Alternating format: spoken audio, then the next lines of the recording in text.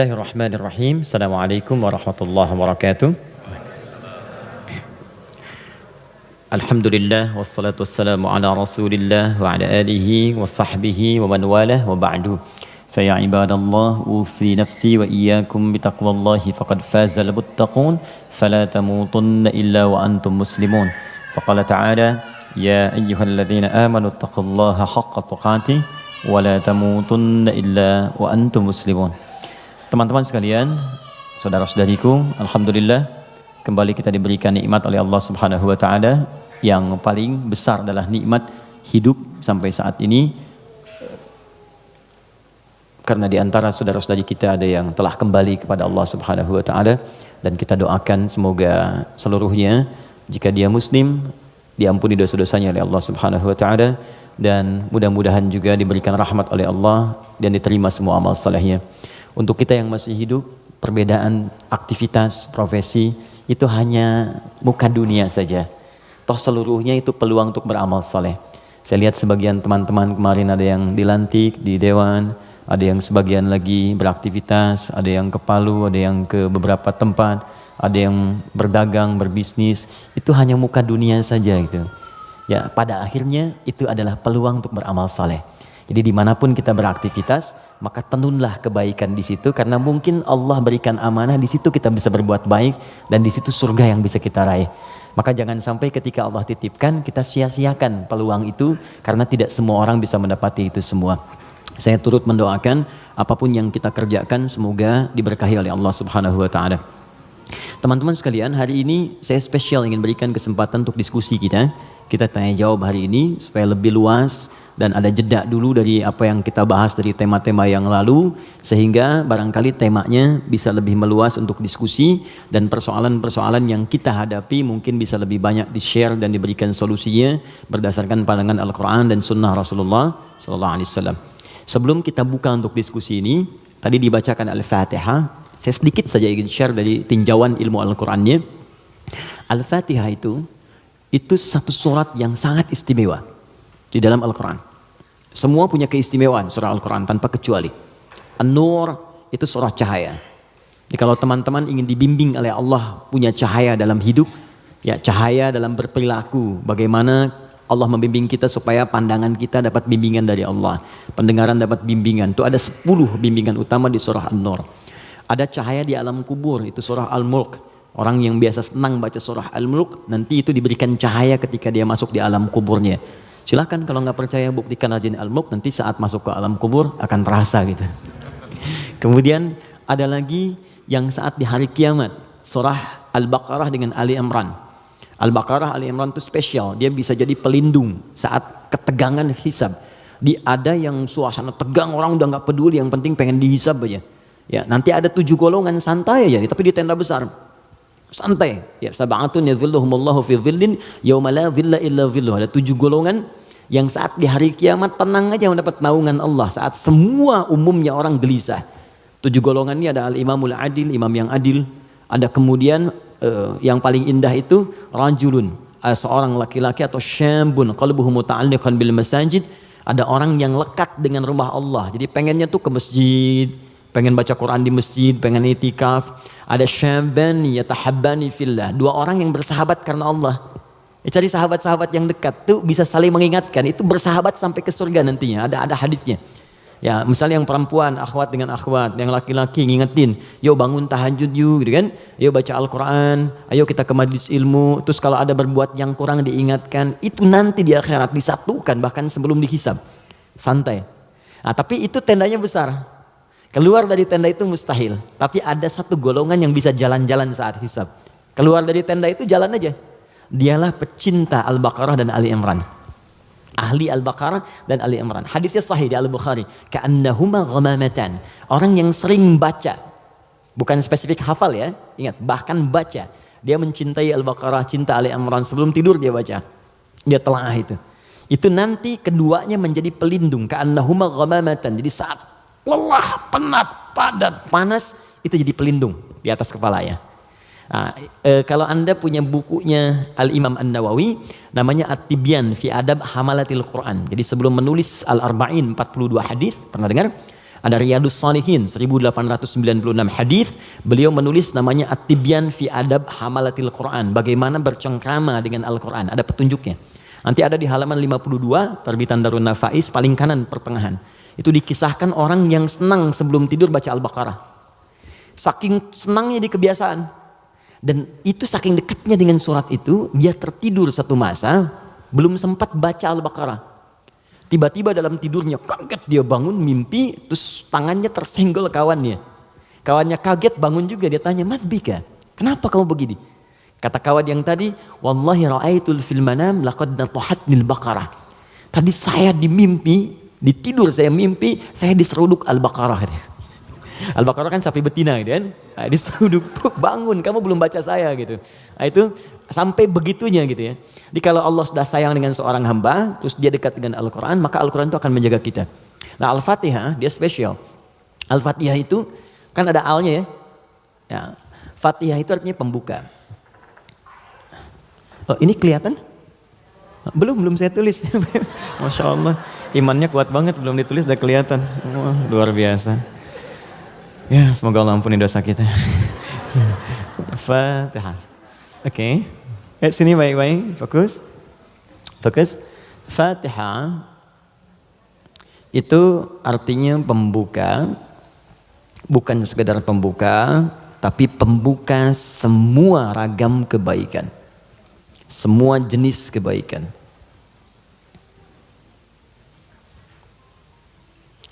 Nah, sebelum ada kalimat Fatihah ini masuk alif lam. Kalau kita belajar gramatikal bahasa Arab di ilmu nahwu khususnya, ya ilmu nahwu. Jadi ada 4 turunan bahasa Arab itu. Jadi ada nahwu, ada sharaf, kemudian sharaf 12 turunannya, ada balaghah 3 turunannya. Ada ma'ani, bayan, badi'. Ma'ani itu untuk memilih kata sehingga diksinya tepat untuk diungkapkan. Kayak kita mau bicara ke orang dewasa dengan anak kecil, anak muda beda kan? Bahasa milenial dengan bahasa yang senior lain ya. Nah, itu ma'ani. Bayan cara mengungkapkannya supaya jelas. Badi untuk memperindah kalimat supaya nyaman diterima. Jadi kalau kita mengajar seperti orang tidak tergurui, memerintahkan tidak tersinggung untuk kemudian diarahkan. Itu badi ya namanya. Sama kayak Anda memuji, saling puji ya. Kamu cantik deh, itu biasa. Tapi kalau kita katakan rembulan pun kalah oleh pesonamu saat ini, itu badi namanya. Silakan bikin status. Arud. Yang terakhir arud. Arud itu sebetulnya ilmu untuk bikin puisi di Arab. Ada 16 rumusnya.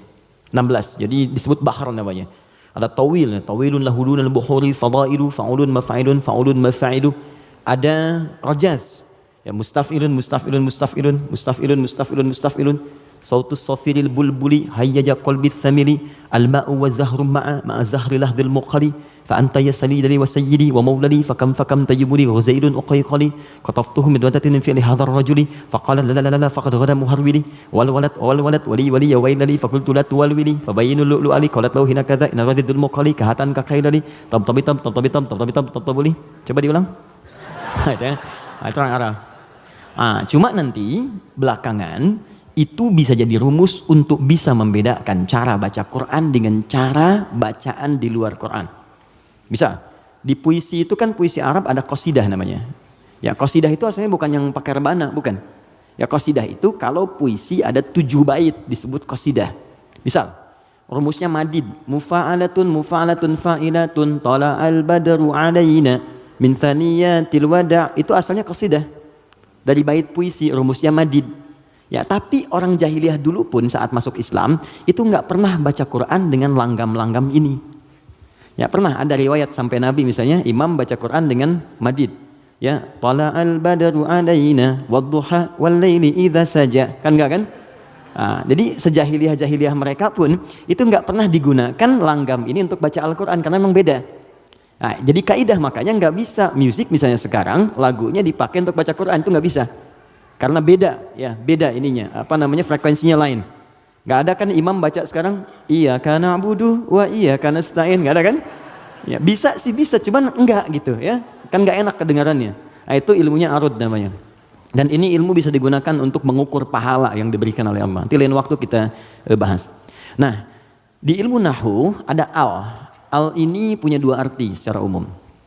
Satu disebut ta'rif, ma'rifat. Ma'rifat. Ma'rifat. Yaitu huruf yang ketika melekat pada kalimat menunjukkan sesuatu yang khusus, spesifik. Kalau di bahasa Inggris, the mungkin ya, artikel the. Car, mobil, umum. The car, yang ini nih, bukan yang lain. Pen, umum. The pen, yang ini, bukan yang lain. Nah itu dalam bahasa Arab al namanya. Jadi kalau ada al, yang dimaksud yang ini, khusus, spesifik, bukan yang lain. Al pertama yang melekat pada Al-Fatihah, berfungsi ma'rifah, menunjukkan sesuatu yang khusus. Surah ini adalah surah pembuka yang sangat khusus, karena dia disusun khusus untuk membuka surah-surah dalam Al-Quran. Jelas? Semua ayat Quran itu baik, dan pembuka kebaikan di ayat-ayat Quran disebut dengan Al-Fatihah. Jadi kalau Anda belajar Al-Fatihah dengan baik, maka Anda akan temukan bahwa surah ini khusus ditempatkan membuka untuk semua untayan ayat-ayat Al-Quran. Yang kedua, al di sini kenapa disebut Al-Fatihah? Karena surah ini khusus ditempatkan untuk membuka bacaan dalam sholat. Jadi ketika kita mulai takbir, Allahu Akbar, rukun bacaan pertama dalam sholat itu Al-Fatihah. Jadi kalau bapak, ibu, teman-teman, ikhwan, akhwat tidak baca iftitah, itu sholatnya masih sah. Karena sunnah hukumnya. Tapi kalau Anda sengaja nggak baca Al-Fatihah, maka Anda mengulang sholat, batal hukumnya. Jelas? Nah, yang dahsyat yang mau saya sampaikan, ini rahasianya. Awas, saya fokus ya, ini rahasia dan diantara kita saja. Oke. Disebut alnya yang kedua dengan istighraq namanya, istighraq. Ya, jangan hafalkan istilahnya, yang penting paham maksudnya. Istighraq itu al yang menunjuk makna yang komprehensif, holistik. Sesuatu yang menyeluruh. Semua menyeluruh sifatnya, tanpa kecuali. Al. Contoh begini. Alhamdulillahi Rabbil Alamin. Al di situ mencakup semua maknanya, komprehensif, seluruhnya tanpa kecuali. Makanya ketika hamdun artinya pujian, alnya diartikan segala. Lihat terjemahan, segala puji hanya milik Allah. Alnya semua, jadi semua jenis pujian kembali ke Allah. Nah konsekuensi fikihnya, kalau kita katakan semua pujian hanya milik Allah, berarti jangan mengambil bagian dari pujian itu, sehingga berkuranglah sifat pujian kita kepada Allah. Contoh, Anda punya anak nih, dilatih baca Quran, bagus sampai hafal 30 juz. Tiba-tiba teman berkata, oh Masya Allah ukhti, akhi, anaknya pintar sekali, bagus hafal Quran. Anda katakan, Alhamdulillah, semua karena Allah. Cukup. Jangan tambahkan lagi. Kalau Anda tambah, berkurang pujian itu. Ya, saya juga berdoa sih, malam-malam saya doakan, terus saya latih juga, kirimkan pada guru yang baik, itu jadi wasilah, nah, itu berkurang. Jelas ya? Anda sakit, kemudian ke rumah sakit, terus kaki sudah mulai agak baik, teman-teman nengok, gimana kondisinya bro? Ya kawan, bagaimana kondisinya? Alhamdulillah, sudah baik. Nah kalau sudah Alhamdulillah jangan ditambah. Ya walaupun sedikit, ya walaupun meskipun barangkali itu hilang semua. Karena ada al. Nah sekarang, masukkan ke sini. Tadi teman kita baca Al-Fatihah, fungsi yang kedua, dia nih. Istighraq menunjuk pada makna semua tanpa kecuali. Kalau digabungkan dengan makna ini rahasianya. Pembuka jenis kebaikan. Masuk al di sini. Maka surah Al-Fatihah, seluruh ayatnya, kalau dipelajari dengan benar dan diamalkan, dia akan membuka semua jenis kebaikan yang diharapkan dalam hidup. Orang ingin sukses, pelajari Al-Fatihah, maka akan dibuka kesuksesan. Ada yang sakit, ingin mendapat kesembuhan cepat, pelajari Al-Fatihah. Di situ ada rahasia bagaimana mendapatkan kesembuhan cepat dari Allah.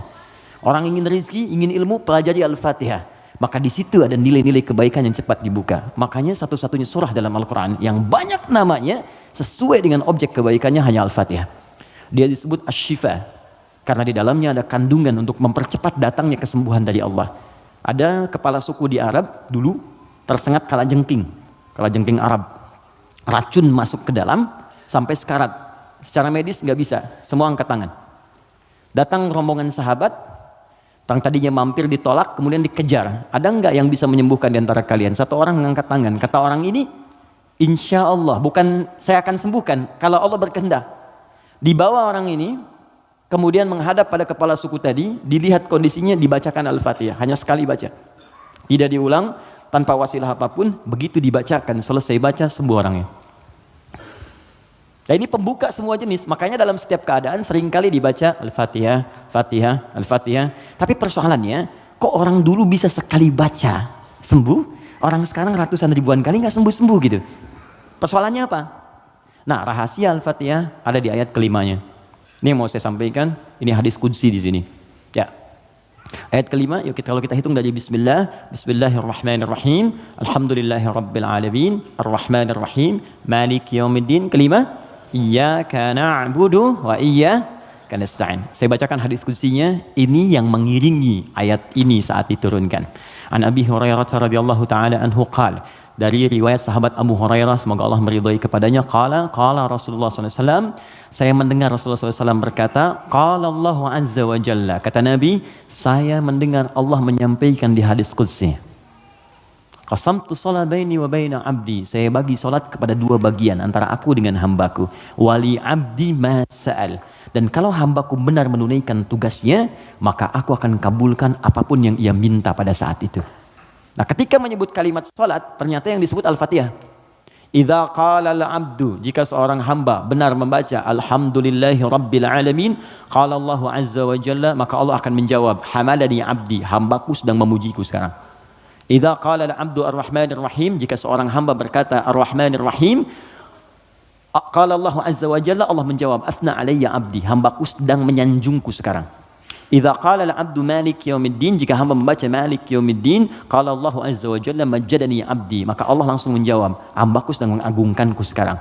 Gini, maksud kalimat ini di pembuka yang 4 ini, kata para ahli hadis, salah satunya ingin memberikan gambaran kepada kita bahwa setiap beraktivitas rasakan kita dipersaksikan oleh Allah. Itu poinnya. Saya ulang ya. Kalau Anda ingin mendapatkan janji dari kemuliaan Al-Fatihah ini, maka rumus yang pertama, kata para pakar hadis, rasakan setiap kali kita berinteraksi, sekalipun hanya berkata itu, rasakan Allah mengawasi kita. Itu yang disebut ihsan namanya. Apa namanya? Ihsan. Itu ada di hadis Muslim, nomor hadis yang ke-8, paling kiri sebelah atas. Hadis Muslim. Nomor hadis yang ke-8. Di Al-Arba'in, nomor hadis yang kedua. Riwayat Umar bin Khattab. Ihsan an ta'budallaha ka'annaka tarah fa illam takun tarahu fa innahu yarak. Perhatikan baik-baik. Anda jadikan, kata Nabi, ini rumus cepatnya, kalau semua hidup ingin dimudahkan oleh Allah, semua ingin dibuka kebaikannya, maka pertama jadikan semua aktivitas kita sebagai ibadah. Itu poinnya. Yuk teman-teman yang kerja, niatkan ibadah. Kalau Anda cuma kerja aja, jangankan Anda yang belum beriman pun kerja juga. Coba cek. Anda bisnis, dia bisnis. Bisnisnya sama dengan Anda. Anda kerja, dia kerja. Kerjanya sama dengan Anda. Di kantor yang sama, jamnya sama, pekerjaannya sama. Dia belum beriman, Anda beriman. Pertanyaan saya, yang membedakan iman Anda dengan dia yang belum beriman apa? Maka kata Nabi, mesti ada bedanya. Bedanya itu adalah, jadikan pekerjaan kita diniatkan ibadah. Itu poinnya. Makanya setiap pekerjaan kita itu pasti melekat doa di dalamnya. Untuk menjadikan pekerjaan jadi ibadah. Silahkan cek. Cuma dalam Islam ya, dan kita hormati yang lain. Oke, jangan mencelanya apapun, kita hormati, tapi kita yakini untuk menunjukkan Islam itu agama yang benar. Cuma dalam Islam yang seluruh aktivitasnya bersanding dengan doa. Dari bangun tidur sampai tidur lagi. Coba lihat. Bangun tidur kita ada doanya enggak? Ada. Cek. Yang lain tidak. Bangun tidur kita ada doa. Makan ada doanya? Ada. Minum? Ada. Berpakaian? Ada. Bahkan maaf ya, urusan ke toilet pun ada doanya. Bahkan kakinya diatur. Masuk toilet kaki kiri, keluar kanan. Beda dengan ke masjid. Masuk masjid kaki kanan, keluar kiri. Doa masuk keluar beda. Tuh, bekerja ada doanya. Even kita tidak tahu doanya pun, kata Nabi cukupkan dengan kalimat Bismillahirrahmanirrahim. Kullu amrin dzibalin la yubda'u fihi bi Bismillahirrahmanirrahim fahuwa abtar. Setiap perbuatan baik yang tidak diiringkan kalimat Allah di dalamnya, minimal Bismillahirrahmanirrahim. Paling singkat Bismillah. Minum Bismillah, makan Bismillah, ya bekerja Bismillah. Itu kalau kita nggak ungkapkan itu mohon maaf, nilai ibadahnya hilang. Ya. Nah, apa manfaat menjadikan aktivitas kita ibadah? Di antara manfaatnya, kalau kita menjadikan itu ibadah dan kita merasa disertai, diawasi oleh Allah, maka mustahil Anda akan mengerjakan yang buruk dalam hidup. Mustahil. Ini ada minuman ditawarkan pada Anda. Dan Anda merasa saat akan minum ini, Allah mengawasi kita. Maka mustahil Anda akan menyentuh minuman yang tidak disukai oleh Allah. Mustahil. Demi Allah saya katakan. Nggak akan pernah Anda minum minuman yang dilarang, bahkan mengucapkan kalimat bismillah. Udah minum aja dulu whiskinya pakai bismillah biar dosanya kurang dikit. Nggak bisa. Mustahil. Nggak akan Anda sentuh. Pekerjaan juga begitu. Ya, kaki, tangan, teman-teman yang tugas di dewan nggak akan nyusun anggaran macam-macam. Kenapa? Karena merasa Allah lihat. Nggak mungkin Anda tanda tangan sesuatu sementara Anda merasa disaksikan Allah dan Anda tanda tangan pada yang buruk, mustahil. Oh, tapi kan fee-nya besar nih proyeknya. Allah menyaksikan kita. Atau saya istikharah dulu deh biar benar. Jelas ya? Nah, kalau kita merasa disaksikan Allah, kemudian kita berada di track yang benar untuk mengerjakan kebaikan. Jadi dari mulai kepala sampai kaki itu semua baik. Melihat baik, karena takut begitu melihat yang salah Allah lihat nih, malu. Mendengar baik, melangkah baik. Ketika kebaikan ini dijaga, maka terbukalah semua pintu kebaikan. Ini maksudnya. Maka ketika Anda jadikan ibadah, maka perhatikan kalimatnya. Idza qala al-'abdu, ketika hamba sampai pada kalimat iyyaka na'budu. Ya Allah, kepadamu saja, untukmu saja. Perhatikan cara menerjemahkannya. Kami beribadah. Maksudnya kami jadikan semua aktivitas kami sebagai ibadah hanya kepadamu saja. Salat kami hanya untukmu. Puasa kami hanya untukmu. Bekerja pun kami niatkan mendapat ridhamu. Tidur pun kami niatkan mendapat ridhamu. Makanya sebelum tidur kita ada doanya.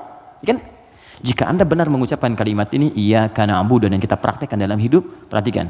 Wa iyyaka nasta'in. Ya Allah, saya seorang hamba yang pasti punya persoalan dan butuh pertolonganmu. Kalaupun saya punya masalah, pasti saya hanya akan minta kepadamu. Lihat jawabannya. Hadza baini wa baina abdi. Langsung dijawab oleh Allah tuntas. Ini perjanjian antara aku dengan hambaku. Wali abdi. Kalau hambaku benar komitmen dengan perkataannya, mengerjakan semua aktivitasnya sebagai ibadah kepadaku, masalah apapun yang dia minta, aku akan kabulkan. Hadis qudsi. Apapun yang dia minta, aku akan kabulkan. Bahkan ada orang yang belum minta sudah diberikan oleh Allah Subhanahu wa taala, bergantung pada level ibadah yang ia kerjakan. Semakin tinggi, semakin kuat. Nah, kalau Anda kumpulkan jumlah ibadah ini, ada sholat, ada puasa, Anda tingkatkan, infak, baca Quran, semakin ditingkatkan semakin tinggi, maka kumpulan ibadah ini disebut takwa namanya. Apa namanya? Takwa. Karena itu ketika Quran menyebutkan kalimat takwa, pasti bersanding dengan ibadah. Coba lihat, sholat ibadah bukan? Kalimat sholat dibuka dengan takwa. Dzalikal kitabu la raiba fihi hudal lil muttaqin. Al-Baqarah ayat 2. Siapa orang takwa di sini? Ayat 3. Alladzina yu'minuna bil ghaib wa yuqimunas shalah. Oke, teman-teman, kita puasa. Puasa disandingkan dengan takwa. Al-Baqarah ayat 183. Ya ayyuhalladzina amanu kutiba alaikumus syiyam kama kutiba alal ladzina min qablikum la'allakum tattaqun. Yang kemarin haji, semoga Allah terima hajinya. Yang umrah, semoga yang belum segera berangkat insyaallah, ya. Yang nggak cukup dengan amin, nabung, siapin schedule yang baik. Oke, sekarang lihat. Kita haji yang umrah, itu muaranya takwa. Buka Quran surah kedua, ayat 197, paling kanan sebelah atas. Al-hajju ashhurum ma'lumat, faman faradha fihinna al-hajja fala rafatha wala fusuqa wala jidala fil hajj wa ma taf'alu min khairin ya'lamhu Allah wa tazawwadu fa inna khairaz zadi taqwa. Semua takwa. Nah, rahasianya di sini. Kenapa kita diminta salat, puasa, zakat, takwa? Karena ternyata takwa itu wasilah untuk mencapai harapan yang kita inginkan. Buka Quran surah kelima ayat 35, paling kanan sebelah bawah di mushaf. Quran surah kelima Al-Maidah ayat 35. Saya kasih rumus cepat, setelah ini kita diskusi. Oke. Ya ayyuhalladzina amanu, hai orang-orang yang telah menyatakan dirinya beriman kepada Allah, ittaqullaha, tingkatkan takwamu kepada Allah. Tadi bentuknya ibadah. Jadi kalau sholat tingkatkan. Maksud ditingkatkan di sini dari yang fardu ke sunnah, gitu kan? Dia bukan menambah bilangan yang fardu. Oh, berarti besok aku subuh dari 2 jadi 4 gitu ya Ustaz. Ya, saya tambah dengan yang sunnah. Yo, yang belum duha, yang belum tahajud, tambah, naik ke atas. Ya, puasa tambah, yang dari Senin tambah Kamis. Okay? Kamis, Senin, Kamis, puasa Ayyamul Bid, 3 hari di pertengahan bulan. Tambah lagi misalnya daun, kalau kita mampu sesuai dengan kemampuan. Naik, untuk apa? Teruskan ayatnya. Wabtaghu ilaihil wasilah.